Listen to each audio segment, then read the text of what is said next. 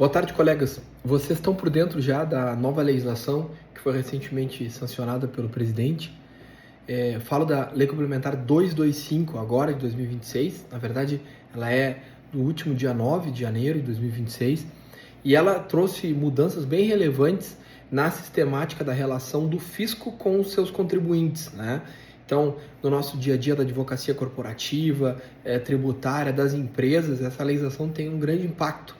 Eu preparei objetivamente alguns tópicos e vou apresentar para vocês aqui, para quem quiser ficar por dentro de forma antecipada e já tomando o pé dessa nova legislação, que adianto, vai ser motivo de grande estudo nos próximos períodos, porque nós já temos vários pontos controversos que inclusive provavelmente vão acabar desencadeando algumas discussões.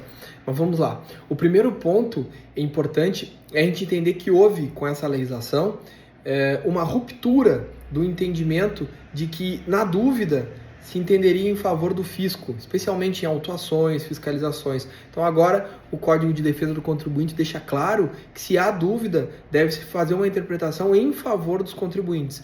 Quem atua em procedimentos de impugnação fiscal, em atuação fiscal administrativa, portanto, sabe muito bem do que eu estou falando, quando a gente é alvejado por várias presunções fiscais, sempre no sentido de que houve sonegação, de que houve dolo, de houve má-fé, enfim, e por vezes se cria um cenário de uma prova até diabólica para que a gente mostre que, em verdade, aquilo não aconteceu, aquela autuação indevida, ou que não deveria haver a aplicação de uma multa exacerbada, né, que atualmente pode chegar até 100% do valor apurado dos autos de infração.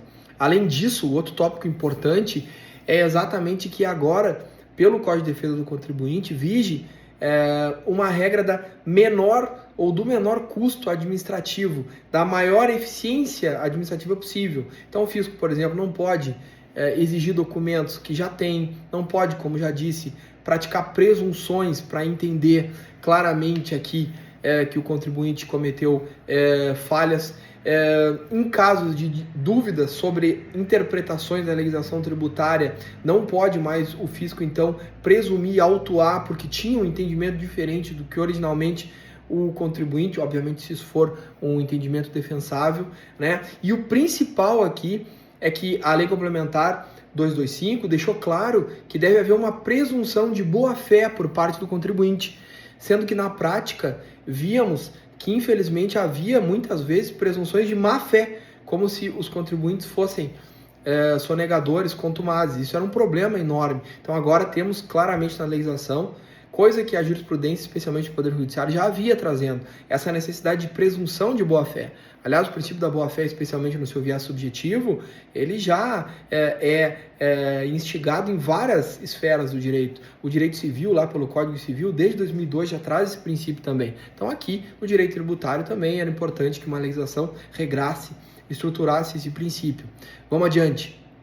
Além disso, aqui, como uma das grandes novidades dessa nova legislação, o Código de Defesa do Contribuinte, nós temos uma instituição do chamado contribuinte devedor contumaz, que na verdade é ruim para os contribuintes, mas a argumentação por parte do fisco é que isso melhoraria o sistema como um todo, na medida que se isolasse essas empresas, esses devedores contumazes que acabam atrapalhando o sistema de arrecadação e tudo mais.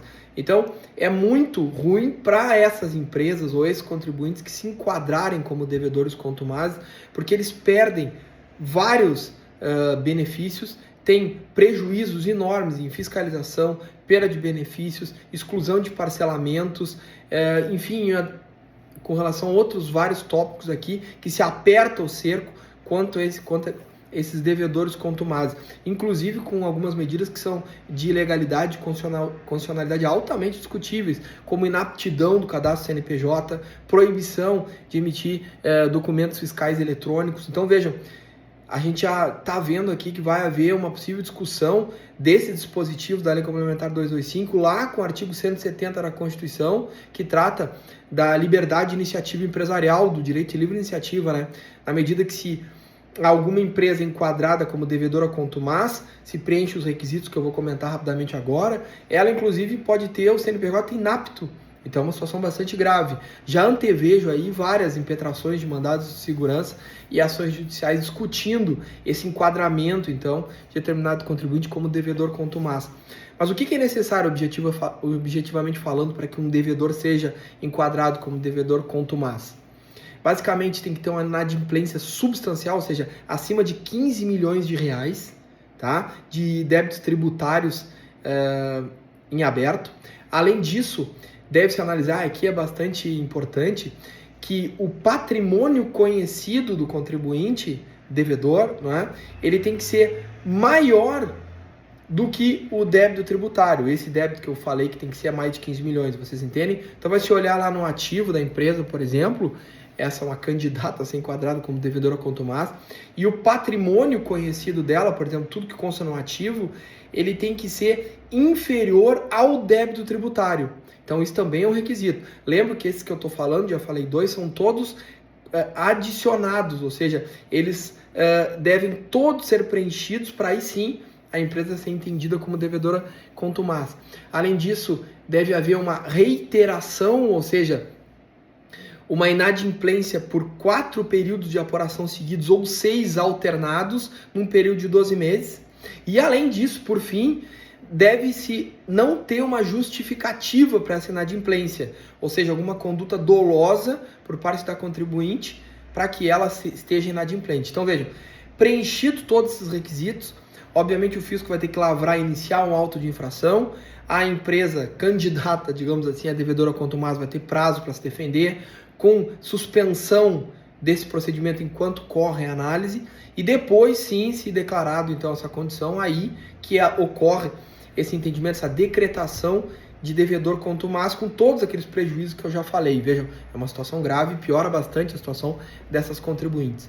Indo além, nós temos um outro problema lá no Código de Defesa do Contribuinte, você já deve estar se perguntando se é defesa mesmo, né?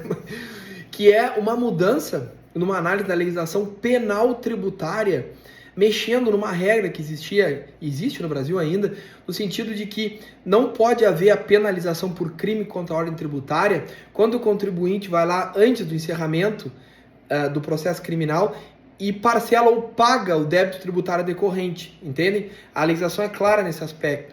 Mas agora se mexeu nesse dispositivo legal, então não existe mais essa possibilidade para aqueles devedores contumazes fazer isso. Entende o que eu estou falando? Então, se a empresa é uma devedora contumaz ou contribuinte, pode ser pessoa física também, e ele foi devidamente enquadrado naquele processo que eu já falei, se é instaurado um processo criminal contra ele para que sofra penas de restrição de liberdade, seja lá o que for da Lei 8.137, por exemplo, que caracteriza os crimes contra a ordem tributária, ele não pode mais, esse devedor contumaz, esse contribuinte, ir lá e pagar e parcelar o débito tributário para congelar, extinguir a punibilidade, entende? Então, isso é uma questão bastante importante, porque as empresas e os contribuintes têm que ficar atentos aqui, porque isso traz um problema enorme também na esfera criminal. Mas vamos adiante, além disso, então agora, se tem uma garantia financeira e proteção de caixa, essa sim é uma defesa do contribuinte, né?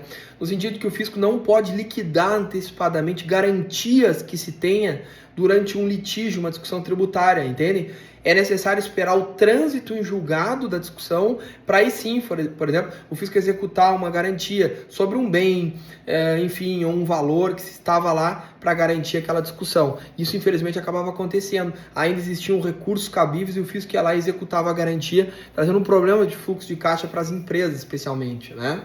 Além do mais, o Código de Defesa do Contribuinte, então, criou programas de conformidade, ou seja, são regras mais modernas que permitem que algumas empresas que estejam em total compliance fiscal, vamos dizer assim, tenham benefícios por isso. Então se criou o programa Sintonia, né, que originalmente era muito bom, mas infelizmente o presidente vetou vários dispositivos importantes, como redução de até 70% das multas, prazos alongados de parcelamento, e isso tudo foi vetado e ficaram lá meia dúzia de benefícios que na prática, cá entre nós, não valem a pena esforço das empresas pelo enquadramento. Mas enfim, se criou o tal do programa Sintonia.